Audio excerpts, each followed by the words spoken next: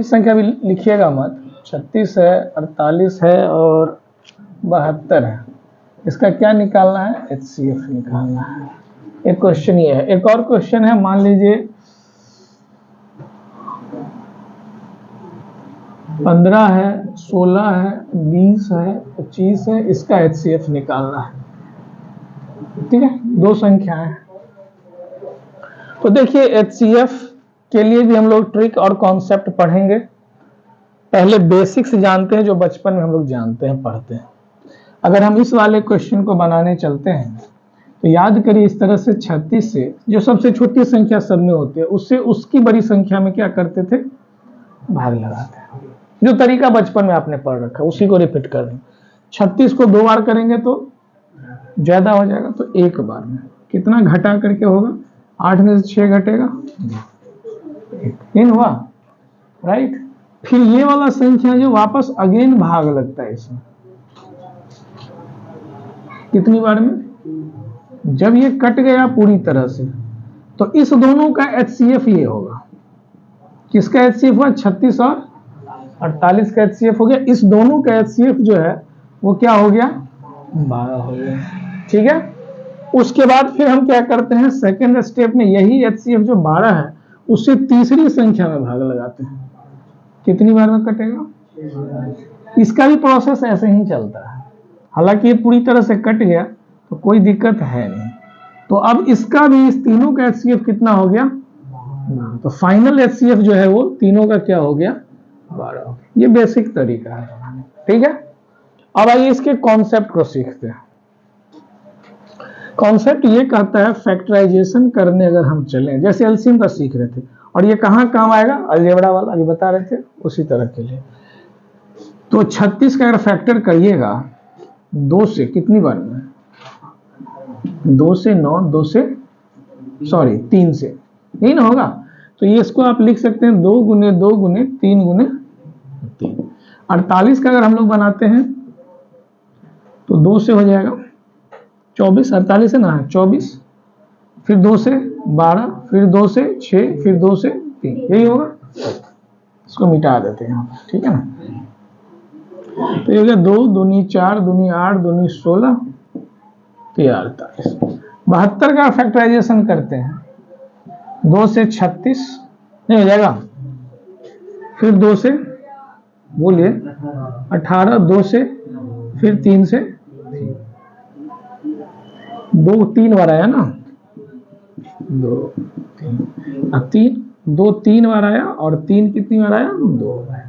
ये इसका फैक्टर है, ठीक है। अब HCF का ट्रिक क्या होता है, कॉन्सेप्ट क्या होता है उसी, इसका होता है only common factor with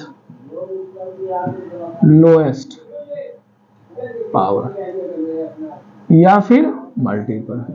lowest common factor केवल लेना, ओनली कॉमन फैक्टर, सिर्फ कॉमन, जो तीनों में हो, जो सिर्फ तीनों में हो वही लीजिएगा आप।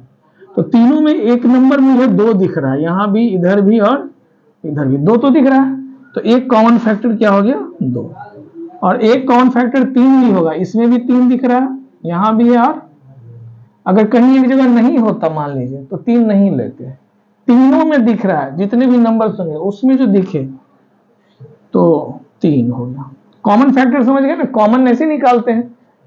कितने टाइप का फैक्टर है भाई? 2 और 3 है, 2 टाइप का फैक्टर है जो तीनों में दिख रहा है, राइट। विथ लोएस्ट पावर या मल्टीपल, सबसे कम बार आया हो, 2 सबसे कम बार यहां आया है, 2 बार यहां आया है, 4 बार यहां, 3 बार, तो सबसे कम बार कितनी बार आया है? तो पावर 2। 3 सबसे कम बार आया है, कितनी बार? यहां 2 बार, यहां 2 बार, यहां 1 बार, तो पावर, यही आंसर हो गया। 2 दूनी 4, 4 तिया 12। इसको आप लिख सकते हैं ना इस तरह से, 12, ये आपका आंसर है। HCF ऐसे ही निकलता है, ये इसका कॉन्सेप्ट है। अब देखिए अलजेब्रा में बड़ा काम करने वाला है। अब देखिए यहां पर कॉमन फैक्टर होना चाहिए, कॉमन फैक्टर होना चाहिए सबका। इस क्वेश्चन को ध्यान से देखिए, एक ऐसा नंबर है जो कंटिन्यूड नंबर है, लगातार वाली संख्या है, 15 के बाद तो लगातार संख्या में कॉमन नंबर तो नहीं कुछ मिलने वाला होता है, याद रखिएगा। जब भी आपको किसी भी लंबे से लंबे सवाल में, बड़े से बड़े सवाल में क्या मिल जाए, लगातार संख्या मिल जाए, कोई भी नंबर हो, 200, उसके बाद 201, कुछ भी नंबर हो, क्या हो गया, मोबाइल गिरा लिए, देख ले ठीक है ना। चलिए क्या बोल रहे थे, हाँ, लगातार संख्या जब आ जाए, वैसी परिस्थिति में HCF ऑलवेज क्या होता है, बनाने की जरूरत नहीं है, सवाल मत बनाइएगा, क्योंकि अगर हम इसका फैक्टराइजेशन करेंगे तो कॉमन के तौर पर दोनों में कुछ नहीं मिलने वाला है सिवाय एक के, क्योंकि एक तो सब में कॉमन होता है ना गुना में।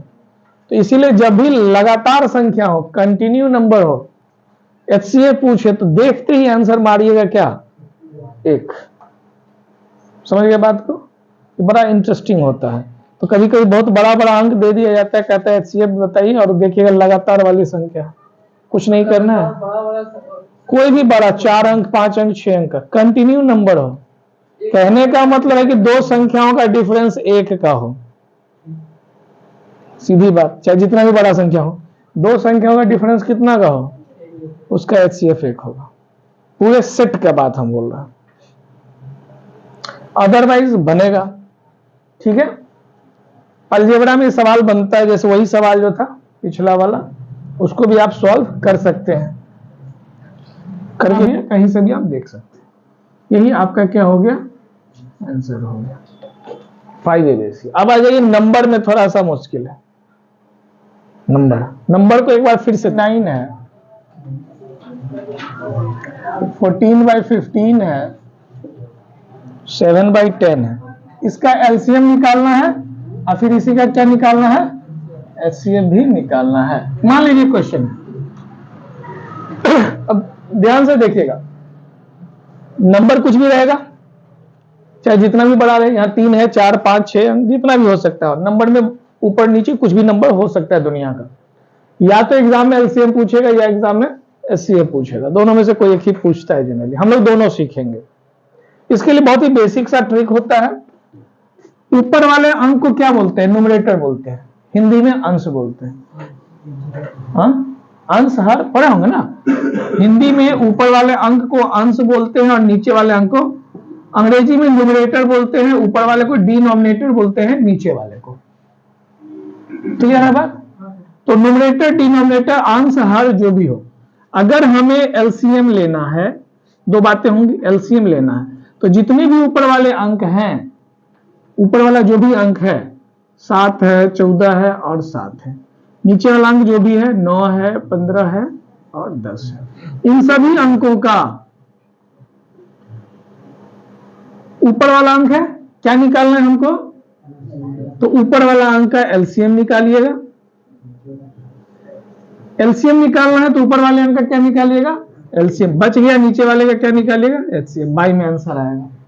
और अगर मान लीजिए आपको क्या निकालना है, HCF निकालना, दो ही सवाल हो सकता है, तो जो भी नंबर रहेगा 7 14 7 और नीचे है 9 15 एंड 10, तो ऊपर वाले अंक का क्या निकालिएगा आप, क्या निकालना है, जो निकालना रहे, जो भी निकालना रहे ऊपर वाले अंक का HCF, नीचे वाले का, यही ट्रिक होता है। जो निकालना है वो ऊपर, LCM निकालना है तो LCM ऊपर, ठीक, और HCF निकालना है तो HCF ऊपर। क्लियर है बात? अब रही बात समझने की, देखिए इस क्वेश्चन का आंसर, इसका आंसर LCM निकालना है। बताइए 7 14 और 7 का LCM क्या होगा, देखते ही 14 होगा, बड़ा से बड़ा अंक देखेंगे सबसे भाग रहा है 14, और नीचे वाले का HCF देखते ही बताइए 10 1। आपको बोले थे लगातार संख्या जब मिल जाए, कंटिन्यू नंबर मिल जाए तो क्या हो गया, आंसर क्या हो गया, बस हो गया आंसर। क्या समझे? अगर HCF निकालना है तो फिर वही प्रोसेस, HCF की बात कर लेते हैं, देखिए वो भी कितना मजा से निकलेगा, कोई बड़ा चीज नहीं है। इसका HCF क्या होगा, क्यों भाई 7 से सब, देखिए अभी बता देना, 7 से सब कटता नहीं है, बड़ा से बड़ा अंक जो सबको काटे, 7 से नहीं कट रहा है, 7 से ये भी ये भी ये भी, तो HCF हो गया कितना ऊपर वाले का, हो गया। LCM आते हैं नीचे। अब LCM जो होता है, LCM का एक होगा भाई, HCF है ना वो चीज था। LCM इसको मल्टीप्लाई या फिर फैक्टराइजेशन जो भी है करना पड़ेगा, मजबूरी है इसे, क्योंकि बड़ा से बड़ा अंक आप 15 देख रहे हैं, उससे बड़ा अंक 30 देखिएगा, 30 हाँ 30 तो काट रहा है ना सबको, 9 से नहीं कट रहा है 30, और बड़ा 90, 15, हाँ तो हो गया ना, जो हो गया सो आंसर है, और क्या। नहीं तो थोड़ा कर लीजिएगा कैलकुलेशन। मेन बात बस इतना है, LCM निकालना है तो LCM ऊपर, और HCF निकालना है तो बस इतना सा बात हम यहां पर ट्रिक लिख देते हैं फिर फेस में। क्या हुआ, अभी भी नहीं समझे? अच्छा, आंसर हिंदी में लिख रहे हैं आप, अंग्रेजी में न्यूमरेटर डिनोमिनेटर लिख लीजिएगा।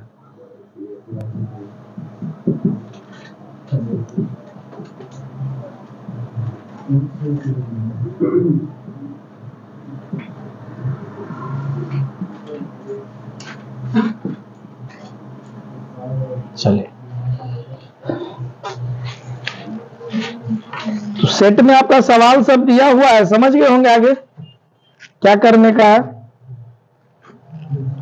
नहीं समझे, बनाना पड़ेगा, और क्या। जितना बन पाए बनाइएगा। अभी डेसिमल का बाकी है, पावर का बाकी है, 2 टाइप और बाकी है। आगे मत देखिए, लॉग होगा, लॉग अभी नहीं, लॉग बाद में पढ़ाएंगे।